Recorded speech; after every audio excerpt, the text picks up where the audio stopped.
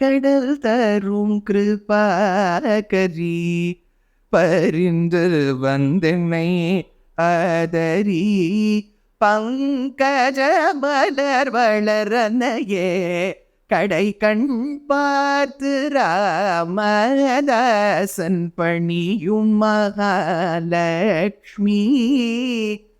ஜெகன்மாதா மனம் இறங்கி வரமருள். அம்மா நீ எங்க இருக்கேன்னு தேடுற. அந்த சிவசுபா விருட்சத்தின் உச்சியிலிருந்து தாயாரை பிரார்த்தித்து அம்மா நீ எங்க இருக்கேன்னு கீழே குனிஞ்சார். அதே இடத்துல சீதை. ஆனா சீதைன்னு எப்படி கண்டுபிடிப்பாரு? இந்த ஏர் ஹோஸ்டஸ் மாதிரி மேல சீதா அப்படின்னு நான் போட்டுட்ட. அதுதான் ஹனுமான். நேத்து கூட நான் உபன்யாசம் சொன்னேன். ஹனுமான்லாம் அந்த புத்தி இருக்கு பாருங்க. அதெல்லாம் எங்கேயாச்சும் ஸ்பெசிமனா லெபார்டரியில் நம்ம ரிசர்ச் தான் பண்ணணும். நம்மளால போய் குதிச்சேரவனே நீங்க சீதா மாமி தானே அப்படின்னு கேட்டுருக்கோம். அதுக்குள்ள ராட்சசிகள்லாம் விழுந்துட்டு இருக்கும். ஹனுமான்லாம் புத்தி. எந்த புடவை தலைப்ப கிழிச்சு போட்டாலோ விமானத்திலேருந்து அந்த புடவையில் இருக்கக்கூடிய பார்டர் அவ சாரியில இருக்கும். எந்தெந்த ஆபரணங்களை கீழே விட்டு களைந்தாலோ விட்டு களைந்த ஆபரணம் இவ உடம்புல இல்லையா?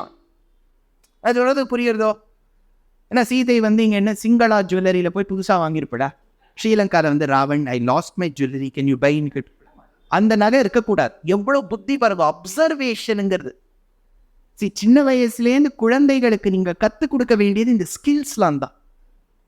சும்மா உட்காந்து டேபிள்ஸை பயாட் பண்ண பின்னாடி பயாட் பண்ணிவிடும். இப்போ தான் கால்குலேட்டரே வந்துவிட்டு. இப்போ யாராவது ஒருத்தர் டேபிள்ஸை வச்சுக்கிறாளோ எல்லாம் கால்குலேட்டர் தான். 5x2 உட்காந்து அது மல்டிப்ளை கால்குலேட்டர் வச்சு பண்ணிட்டு இருக்குது. எப்போ முடியும்?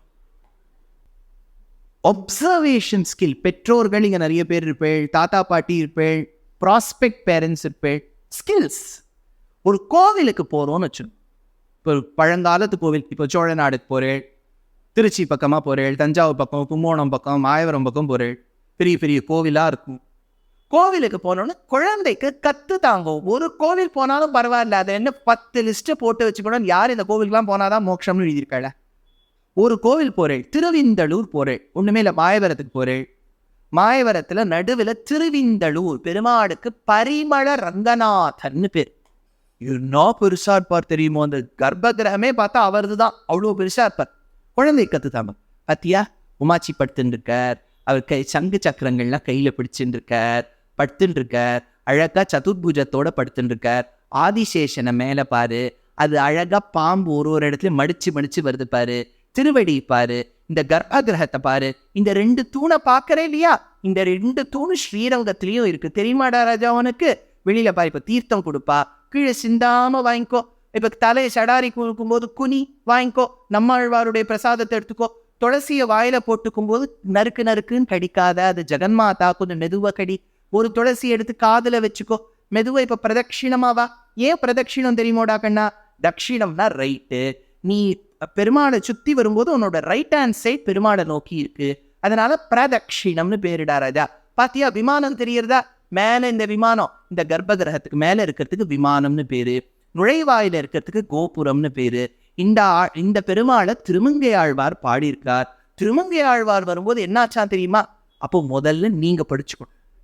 நீங்க படிச்சுட்டும் அந்த குழந்தைக்கு எக்ஸ்பிளைன் பண்ணி ஆர்கிடெக்சர்ல கத்து தரணும். பார், இந்த தூணெல்லாம் சோழர்கள் கட்டியிருக்கா. இந்த தூண் பாத்தியா? இதுக்கும் அதுக்கும் வித்தியாசம் தெரியறது பாத்தியா? இது நாயக்கர்கள் கட்டியிருக்கா. இது பாத்தியா? இந்த மண்டபம் பாத்தியா? இது சோழர்கள் கட்டல, இது விஜயநகர மன்னர்கள் கட்டியிருக்கா. இது 14th century. இந்த சோழர்கள் கட்டினது 11th century.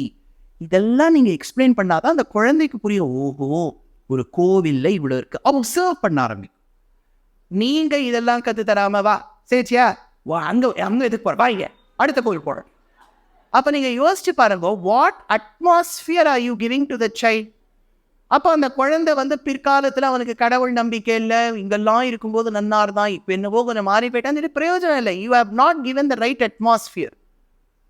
என்ன சார் பண்றதுன்னா, முதல்ல தாத்தா பாட்டி பெற்றோர்கள் விஷயம் தெரிஞ்சுக்கும். It is compulsory. நீங்க தெரிஞ்சுட்டாதான் அந்த குழந்தைக்கு தோணும், பரவாயில்லையா அப்பா அம்மாவுக்கு இவ்வளவு விஷயம் தெரியுது. நீங்க கேட்குற கேள்வியை குழந்தை உங்ககிட்ட ஒரு கேள்வி கேட்குறது. அண்ணா அதே சந்தேகம் தாண்டா கண்ணா எனக்கும் சொல்லிட்டேன்னா, பிளட் சேம் பிளட்னா இது எப்படி நடக்கும்? நான் சொல்றது தப்பா எடுத்துக்காதீங்க.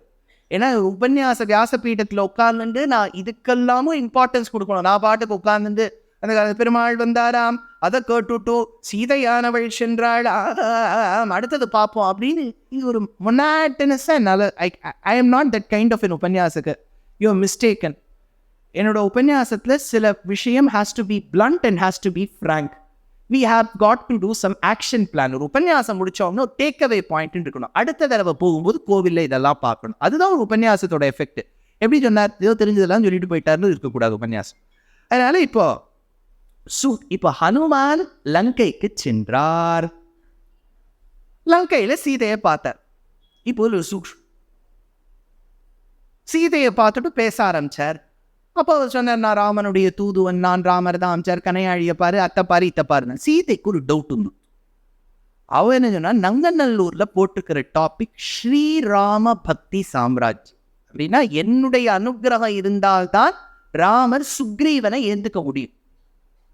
நானும் மகாராஷ்டிரால கிட்னாப் ஆயிட்டேன். ராமர் சுக்ரீவனை சந்திச்சது கர்நாடகால. நான் இல்லாம சந்திச்சவர் எப்படி சுக்ரீவனை ஏத்துண்டார்னு ஒரு கேள்வி சீதை. ஆனா அதை ஓப்பனா கேட்க முடியாது. Hanuman, what happen to rams promise? ஏன்னா இதெல்லாம் ஹஸ்பண்ட் அண்ட் ஒய்ஃப்குள்ள நடந்ததை ஒரு தேர்ட் பர்சன் கிட்ட பேசக்கூடாது. அவ எவ்வளவு சாமர்த்தியமா கேட்கிறா பாருங்க சீதை. ஹனுமானே, நீயோ வானரன், எங்க ஆத்துக்காரரோ நரன், மனிதன். வானராணாம் நராணாம் வா கதமாசீத் சமாகமஹ. வானர ஜாதியை சார்ந்த உனக்கும் சுக்ரீவனுக்கும் நரஜாதியை சார்ந்த என் வீட்டுக்காரர் ராமனுக்கும் எங்கனே மைத்ரி ஏற்பட்டது? அப்படியே அதை பூசி மொழிகி கேட்கிறா. இப்போ என்ன கேட்டுந்தான்னு வச்சுக்கோ, நான் குழம்பி போயிருப்பேன். என்ன மாமி கேட்கிறேன், திரும்பி ஒரு தடவை கேடும்போது போட்டு. ஹனுமானுக்கு அவ்வளோ டைமே இல்லை. மனோஜவம் மாருத துல்லிய வேகம் புரிஞ்சுப்பார். அவர் சாமர்த்தியம் டக்குன்னு புரிஞ்சு விட்டார். இப்போ புரிஞ்சு விட்டா எப்படி பண்ணுவோம், மாமே நீங்க எப்படி தானே கேட்கிறேன். அதுவும் சொல்லல ஹனுமான். எவ்வளவு அழகு பாருவா. ஹனுமானுடைய வாக் சாமர்த்தியம் நம்ம நாக்கில் இருந்து துணிச்சு உலகத்தை ஜெயிச்சுடலாம். எப்படி சொல்றாரு தெரியுமோ, ஏமாத கேட்கிறேன், நாங்களே இந்த வாழ்க்கையில திக்கில்லாம தவிச்சுன்றோம். ஏன்னா வாலி எங்க சுவாமி சுக்ரீவனை நாடு கடத்தும் போது சுக்ரீவனுடைய பத்னி ருமாவை தன்னுடைய கஸ்டடியில வச்சுட்டார். வாழ்க்கையில என்ன பண்றதுன்னு தெரியாம தவிச்சுட்டு இருந்தோமா. நளன், நீளன், அங்கதன், யாமன், நாங்கள்லாம் அப்படியே மலையின் உச்சியில சுக்ரீவனோட உட்கார்ந்து எங்கே செல்லும் இந்த பாதை யாரோ யார் அறிவாரோன்னு பாடி லைஃப் எப்படி இருக்கும் நினைச்ச போதுதாமா உங்க குரல் கேட்டுது. ராமா லக்ஷ்மணா நீங்க கத்திண்டு போக குரல் கேட்டது. ஏதோ ஒரு பெண்மணி அழறாளே நாங்க தவிச்சுட்டு இருக்கும் போது நாங்க யாருன்னு உங்களுக்கு தெரியலம்மா. ஆனா எங்களை பார்த்து கொண்டே நீ ஆபரணத்தை விசிறி களைந்தாய், புடவை தலைப்பை கிழித்து எங்களிடத்தில் இட்டாய். என்னவோமா, நீங்க உங்க கடைக்கண்ணால எங்களை பார்த்தேன். நீங்க உங்க கடைக்கண்ணால பார்த்தது போறாமல் இருந்து ஆபரணங்களை விசிறி களைந்தேள். அந்த வஸ்திரத்தை கிழிச்சு போட்டு என்ன நடந்ததோ தெரியலமா. நீங்க இப்படி பார்த்து போட்டுட்டு போன கையோட ராமர் வந்துட்டார். அப்பதாம எங்களுக்கு தெரிஞ்சது உங்க அனுகிரகத்தால தான் ராமரோடு எங்களுக்கு மைத்ரி பாவம் ஏற்பட்டது.